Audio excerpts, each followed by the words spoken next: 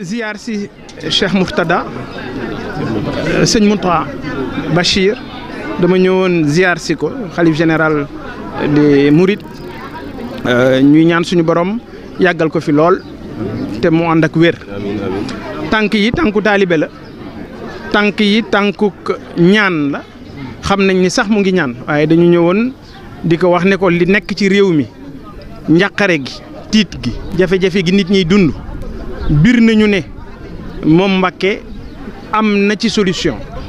te wax naa ko ne ki téye caabi solution boobu kenn dong la muy président Macky Sall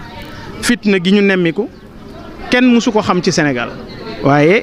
dafa fekk dañu jàkkaarloo koo xam ne dafa puus nit ñi ci fitna googu ba noppit di wër ci këri diine yi di wax nit ñi ne fitna googu dafa am ñu ko bëgg dugal ci réew mi jaadu na ñu nit suñu solee suñu dàll ñu dem ci kilifa yi sàkku ci ñoom ñu gën a ñaan ngir dal am ci réew mi parce que njaboot nag jàmm mooy mbokkam te gis nañu ne ñi ñu ko seqal jéemuñu lenn ngir jàmm jooju gën a law waaye suñu devoir la ñu ñëw ci suñu kilifa muy sëñ Mountakha Bachir wax ko li ñu xalaat tàllal ko suñuy loxo sàkku ci moom ñaan wax ko ne ko it ñun njëmbatug sëñ Touba lañu ñu ngi koy déglu ci yoon bi ñu war a jël ak ni ñu war a doxeek ni ñu war a jëfe ngir réew mi jàmm ji gën cee sax parce que jàmm dong la ñu sax la ne jàmm dong la ñu mën la ñu mën a nekk pour defar Sénégal. alors dàq ay élection moom mënuma yaakaar ne danañ ci ànd boo ngeen fàttalikoo artu woon naa sax ci fan yële ne lii muy organiser di dialogue li mu ci jublu mooy dàq élection yi mais ñun dañu bëgg calendrier républicain bi ñu respecté ko dàq ay élection Sénégal mësta am te Macky Sall du ko fi indi ni ñu xeexee 3e mandat noonu la ñu fas yéene jatoo pour dàq élection yooyu bañ a am ci Sénégal Sénégal réewu jàmm la réewu dal la réewu tawféex la comme ni ma ko waxee léegi sëñ bi te it xam na ko mu ngi ciy ñaan kon wax naa sëñ Mountakha ne ko kenn dong la jàmm réew mi nekk ci ay mbaggam mooy président Macky Sall te bu ko doxalee rek incha allahu rabbi réew mi am jàmm. président moom bu wootee ñi ko wóolu sañ nañ ko wuy ji mais ñun ñi ko wóoluwut wuy ji wuñu ko parce que jàpp nañu ne li mu sumbug naxaate la te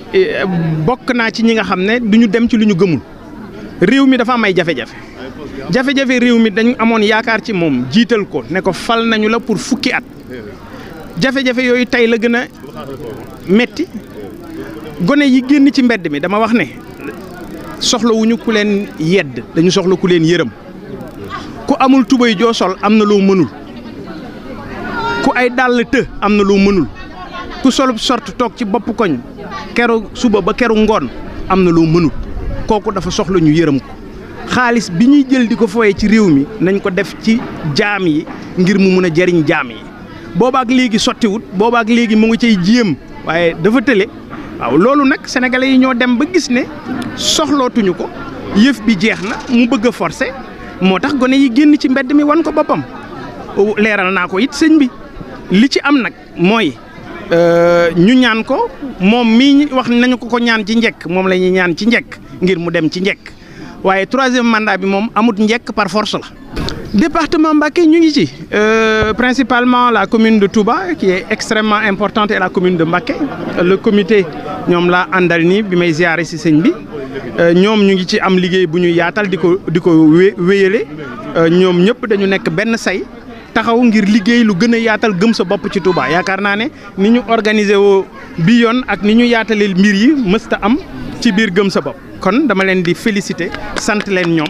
ci liggéey bi nga xam ne ñu ngi koy amal ci liggéey bi nga xam ne ñu ngi koy def li am solo rek mooy ñu góorgóorlu wéyal liggéey bi carton rouge yooyu ñu yaatal ko ba ñëpp jot ci parce que ñun tamit loolu mooy suñu façon yi combat bi mooy yor carton rouge de manière patriotique fu ñu dem ku ñu dégg kuy wax 3e mandat wu Macky Sall ñu génne suñu carton rouge ne ko bokkul xeexuñu ci xuloowuñu ci waaye nag suñu carte mooy fal suñu carte moo fal Macky suñu carte moo koy folli incha allahu rabbi jërëjëf